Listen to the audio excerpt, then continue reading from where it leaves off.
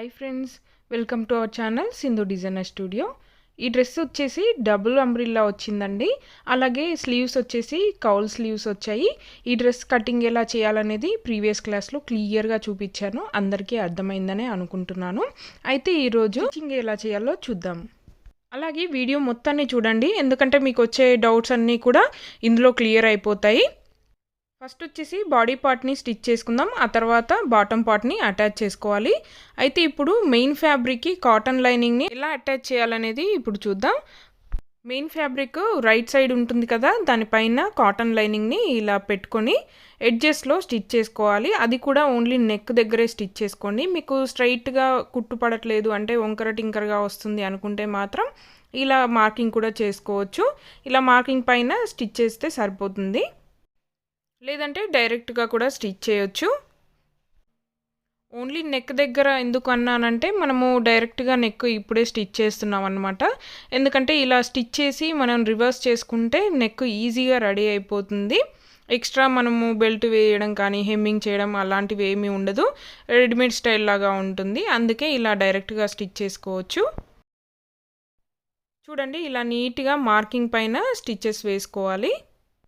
అలాగే మీ అందరికీ ఒక డౌట్ రావచ్చు, స్ట్రెచబుల్ ఫ్యాబ్రిక్ అని చెప్పాను ప్రీవియస్ క్లాస్లో కూడా, అది ఎలా స్టిచ్ చేయాలని చెప్పాను, ఇప్పుడు డైరెక్ట్గా పేపర్ వేయకుండా స్టిచ్ చేస్తుంది ఏంటి అని అనుకుంటున్నారు కదా. ఇక్కడ లైనింగ్ క్లాత్ వచ్చింది కాబట్టి కుట్టుపడుతుంది, అందుకే పేపర్ యూజ్ చేయలేదు. ఇప్పుడు ఇలా ఎక్స్ట్రా ఉన్న క్లాత్ని కట్ చేసుకోవాలి.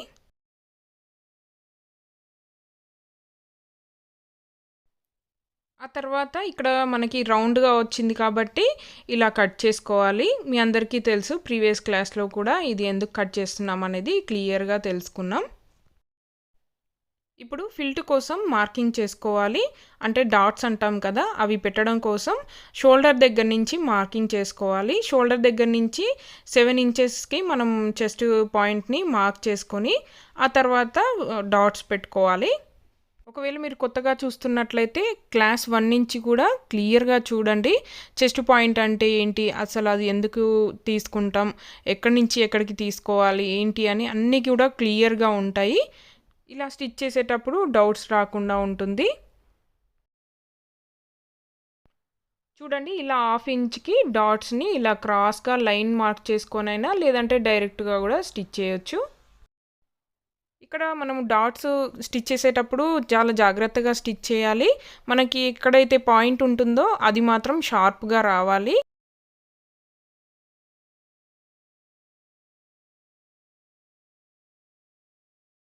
చూడండి, ఇలా షార్ప్గా స్టిచ్ చేస్తే బబుల్ రాకుండా చాలా నీట్గా ఉంటుంది. ఇప్పుడు మెయిన్ ఫ్యాబ్రిక్ కూడా డాట్స్ పెట్టుకోవాలి. క్లాత్ రాంగ్ సైడ్ తీసుకొని మనము ఫిల్ట్ పెట్టుకోవాలి, అప్పుడు మనం రివర్స్ చేస్తే రైట్ సైడ్ వస్తుంది. అంటే డాట్స్ 2 కూడా ఒకే వైపు వచ్చేలాగా చూసుకోవాలి, ఎందుకంటే రివర్స్ చేస్తే మనము బ్లౌజ్ రివర్స్ చేసినా కూడా 2 వైపులా నీట్గా ఉండాలి కాబట్టి. ఫిల్ట్ స్టిచ్ చేసేటప్పుడు మాత్రం చాలా జాగ్రత్తగా స్టిచ్ చేయండి, ఎందుకంటే మనకి ఫ్యాబ్రిక్ ఎటువైపు పెడుతున్నాం అనేది ఇంపార్టెంట్. ఇప్పుడు ఫ్యాబ్రిక్ చూసారు కదా, మెయిన్ ఫ్యాబ్రిక్ చూస్తే మీకు క్లియర్గా అర్థమవుతుంది. మెయిన్ ఫ్యాబ్రిక్ అంటే రాంగ్ సైడ్ రైట్ సైడ్ ఈజీగా తెలిసిపోతుంది, కానీ లైనింగ్ డాట్స్ పెట్టేటప్పుడు చాలా జాగ్రత్తగా చూసుకొని డాట్స్ పెట్టండి, లేదంటే మనకి రాంగ్ వస్తుంది. ఇలా 2 వైపులా డాట్స్ పెట్టుకోవాలి, లైనింగ్కి అలాగే మెయిన్ ఫ్యాబ్రిక్కి కూడా.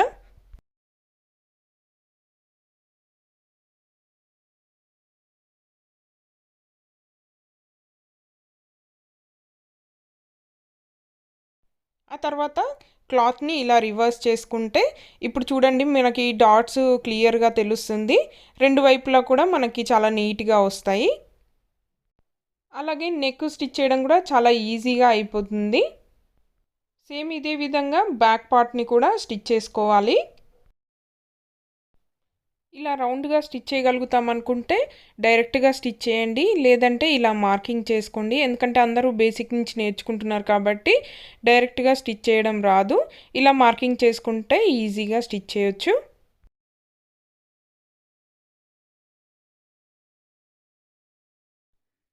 బ్యాక్ పార్ట్లో మాత్రం నెక్ ఒకటే కాకుండా ఇలా హుక్ బెల్ట్కి కూడా స్టిచ్ చేసుకోవాలి.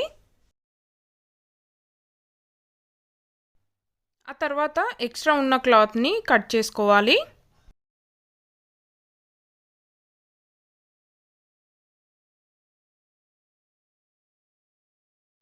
ఇలా రెండో భాగాన్ని కూడా సేమ్ స్టిచ్ చేసుకోవాలి.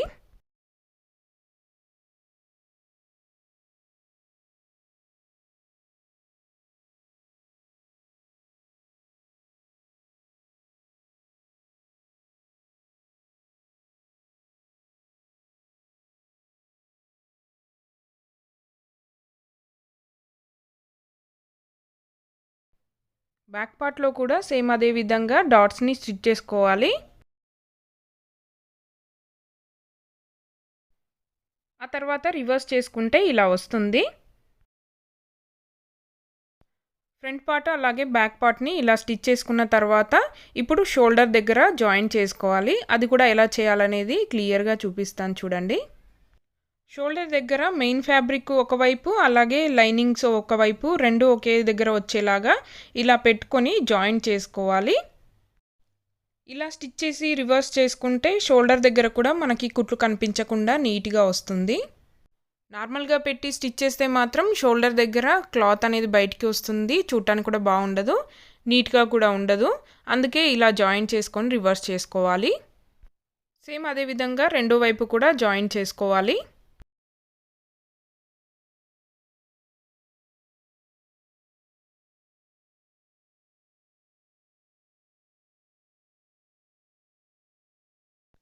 ఇప్పుడు క్లియర్‌గా అర్థమయ్యేలాగా చూపిస్తాను చూడండి. కాటన్ లైనింగ్స్ 2 కూడా ఒకే వైపు వచ్చాయి. అలాగే మెయిన్ ఫ్యాబ్రిక్ కూడా ఒక వైపు వచ్చింది. ఆ తర్వాత మనం రివర్స్ చేస్తే వెనుక భాగంలో కూడా మనకి క్లాత్ అనేది బయటికి రాకుండా నీట్‌గా కనిపిస్తుంది.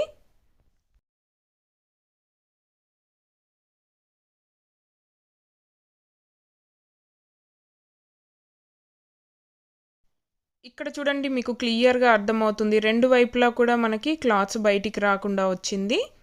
చుట్టూ కూడా చాలా నీట్‌గా వస్తుందండి. ఇది రెడీమేడ్ స్టైల్‌లో మనం స్టిచ్ చేసుకోవచ్చు. ఇక్కడ మనము హుక్ బెల్ట్ డైరెక్ట్‌గా స్టిచ్ చేసుకోవచ్చు. లేదంటే జిప్ కూడా అటాచ్ చేసుకోవచ్చు. అప్పుడు మనకి క్లాత్ కానీ థ్రెడ్స్ కానీ బయటికి రాకుండా ఉంటుంది. ఇప్పుడు ఇలా ఫోల్డ్ చేసుకొని హుక్ బెల్ట్‌ని స్టిచ్ చేసుకోవాలి. హుక్ బెల్ట్ అలాగే కాజా బెల్ట్‌ని ఇలా స్టిచ్ చేసుకున్న తర్వాత నెక్‌ని స్టిచ్ చేసుకోవాలి. ఇందాక మనము క్లాత్‌ని జస్ట్ రివర్స్ చేసాం కానీ నెక్ దగ్గర స్టిచెస్ వేయలేదు. ఫినిషింగ్ కోసం ఇప్పుడు మనము స్టిచెస్ వేసుకోవాలి. అది ఎలా వేయాలి అంటే ఎడ్జ్‌లో పావించు వదులుకొని ఇలా స్టిచెస్ వేసుకుంటే నెక్ చాలా నీట్‌గా ఉంటుంది. అలాగే స్ట్రాంగ్‌గా కూడా ఉంటుంది.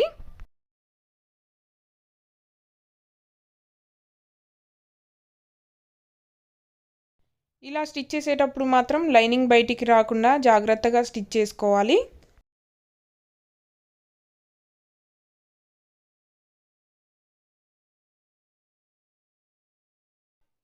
ఇప్పుడు చూడండి నెక్ చాలా ఫినిషింగ్‌గా ఉంది. అలాగే స్ట్రాంగ్‌గా కూడా ఉంటుంది. ఎప్పటికప్పుడు ఇలా ఎక్స్ట్రా వచ్చిన థ్రెడ్స్‌ని కూడా కట్ చేసుకుంటేనే డ్రెస్ అనేది చాలా నీట్‌గా ఉంటుంది. ఆ తర్వాత మిగిలిన భాగంలో లైనింగ్‌ని అటాచ్ చేయాలి. అంటే మనము ఓన్లీ నెక్ అలాగే హుక్ బెల్ట్, షోల్డర్స్ దగ్గర జాయిన్ చేసాం కదా! చుట్టూ అంతా కూడా ఇలా విడిగా ఉంది. దాన్ని ఇప్పుడు మనము జాయిన్ చేసుకోవాలి. దానికోసం ఇలా మార్కింగ్ చేసుకోవాలి. లేదంటే డైరెక్ట్‌గా కూడా స్టిచ్ చేయొచ్చు.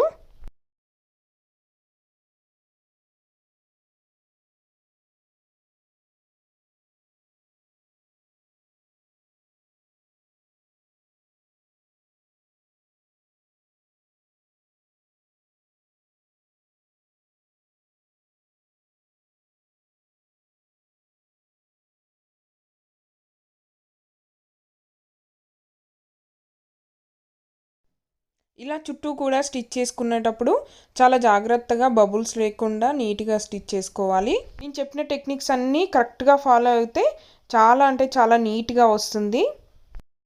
చూసారు కదా పైనుంచి ఎలా ఉందో, మనము రివర్స్ చేసినా కూడా సేమ్ అదే విధంగా నీట్‌గా ఉంటుంది. ఎక్కడ కూడా క్లాత్స్ అలాగే దారాలు బయటికి రాకుండా చాలా నీట్‌గా ఉంటుంది. ఇప్పుడు కౌల్ స్లీవ్స్‌ని ఎలా స్టిచ్ చేయాలో చూద్దాం.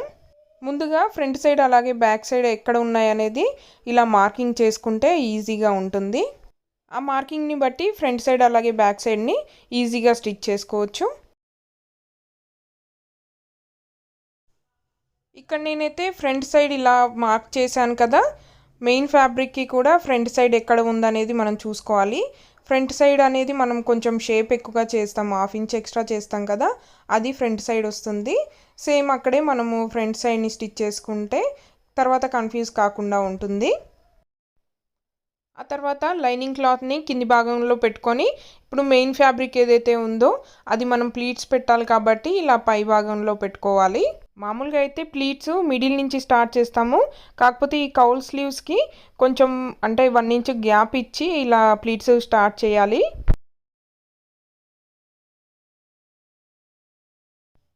ఇలా దగ్గర దగ్గరగా సమానంగా వచ్చేలాగా ప్లీట్స్ పెట్టుకోవాలి.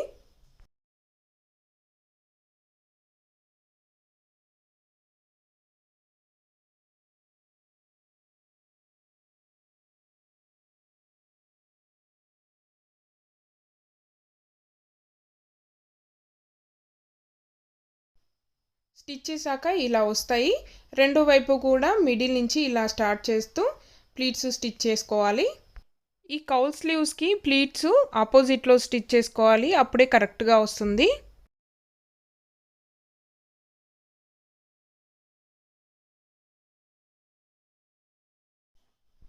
చూసారు కదా ఎంత నీట్గా వచ్చాయి కౌల్ స్లీవ్స్, చాలా పర్ఫెక్ట్గా వచ్చాయి. చిన్న చిన్న టెక్నిక్స్ యూజ్ చేస్తే ఇలా పర్ఫెక్ట్గా డ్రెస్సెస్ని స్టిచ్ చేసుకోవచ్చు. ఆ తర్వాత మెయిన్ ఫ్యాబ్రిక్కి లైనింగ్ని అటాచ్ చేసుకోవాలి. లైనింగ్ అటాచ్ చేసేటప్పుడు బబుల్స్ లేకుండా నీట్గా స్టిచ్ చేసుకోవాలి. అలాగే ఎక్స్ట్రా ఉన్న క్లాత్ని కట్ చేసుకోవాలి.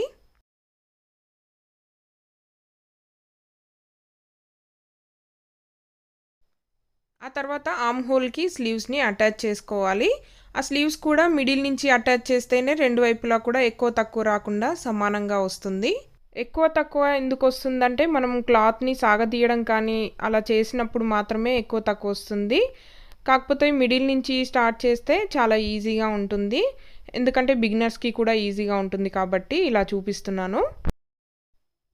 ఇక్కడ ఆర్మ్ హోల్ మనం క్రాస్గా కట్ చేస్తాం కాబట్టి క్లాత్ అనేది సాగుతూ ఉంటుంది. అలా సాగదీయకుండా మనం వదులుతూ స్టిచ్ చేసుకుంటే కరెక్ట్గా వస్తుంది. ఇలా రెండు వైపులా స్టిచ్ చేసుకోవాలి.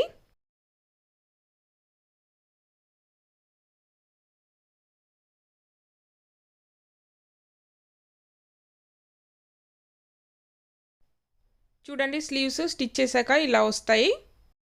ఇప్పుడు కింది భాగంలో ఇలా ఫోల్డ్ చేసుకొని స్టిచ్ చేసుకోవాలి.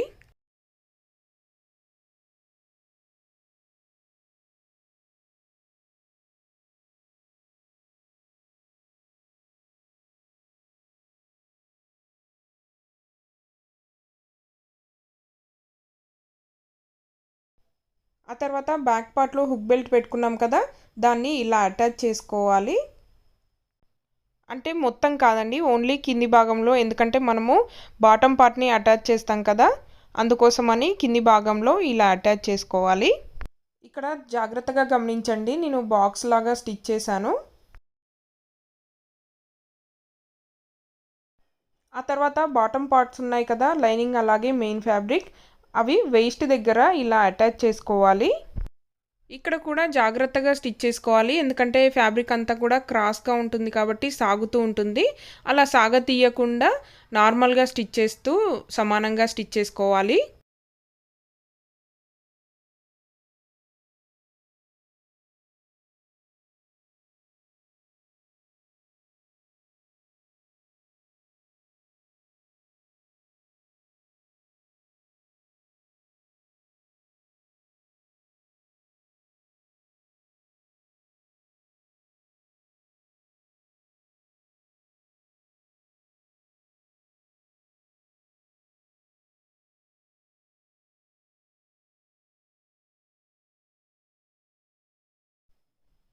ఇలా ఫ్రంట్ పార్ట్ అలాగే బ్యాక్ పార్ట్ని జాయిన్ చేసుకోవాలి.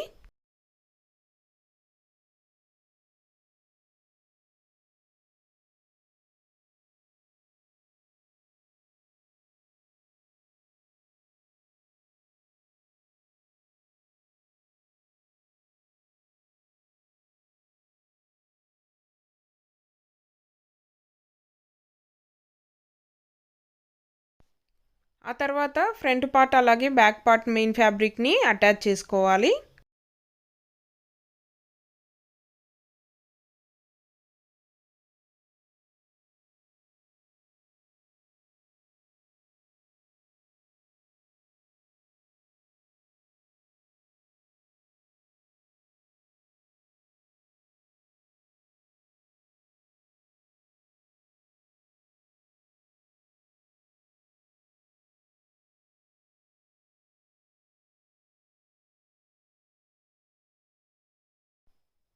ఆ తర్వాత లైనింగ్ క్లాత్‌ని కింది భాగంలో ఇలా ఫోల్డ్ చేసుకొని స్టిచ్ చేసుకోవాలి.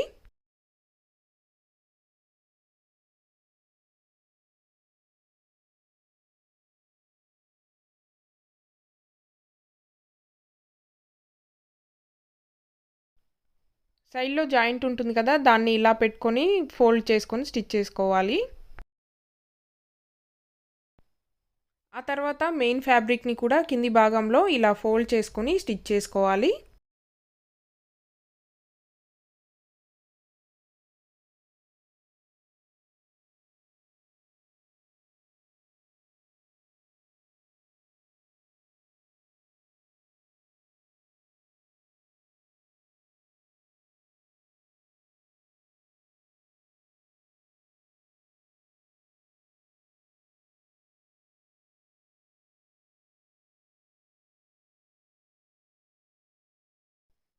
కింది భాగంలో మొత్తం కూడా ఇలా ఫోల్డ్ చేస్తూ స్టిచ్ చేసుకోవాలి. ఇలా చూడండి ఎంత ఫ్లేర్ వచ్చిందో. ఫ్రాక్ మాత్రం చాలా బావుంటుంది. చాలా గ్రాండ్‌గా ఉంటుంది. ఆ తర్వాత బాడీ పార్ట్‌కి ఇప్పుడు బాటమ్ పార్ట్‌ని అటాచ్ చేసుకోవాలి. అది కూడా మిడిల్ పార్ట్ నుంచి మనం అటాచ్ చేసుకుంటేనే రెండు వైపులా ఎక్కువ తక్కువ రాకుండా సమానంగా వస్తుంది.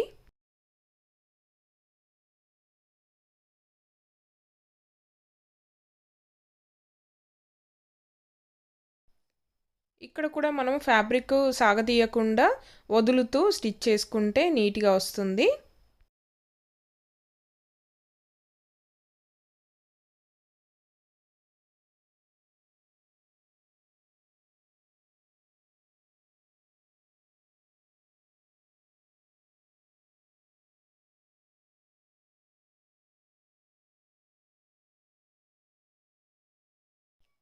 ఇలా రెండు వైపులా అటాచ్ చేసుకోవాలి.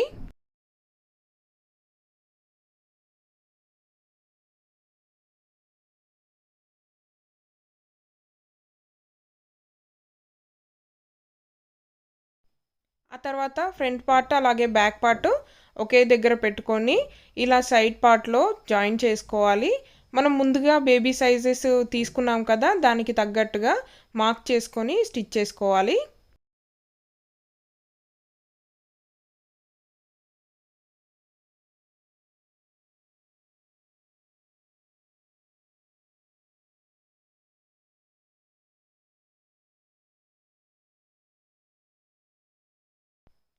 వేస్ట్ పార్ట్ దగ్గర జాయిన్ చేసేటప్పుడు మాత్రం ఇలా మనకి క్లాత్ పైకి వచ్చేలాగా అంటే మనము మిడిల్‌లో జాయిన్ చేసాం కదా! వేస్ట్ పార్ట్ దగ్గర అవి పైకొచ్చేలాగా చూసుకుంటూ ఇలా జాయిన్ చేసుకోవాలి. ఇలా రెండు వైపులా మెజర్‌మెంట్స్ చూసుకుంటూ అటాచ్ చేసుకోవాలి.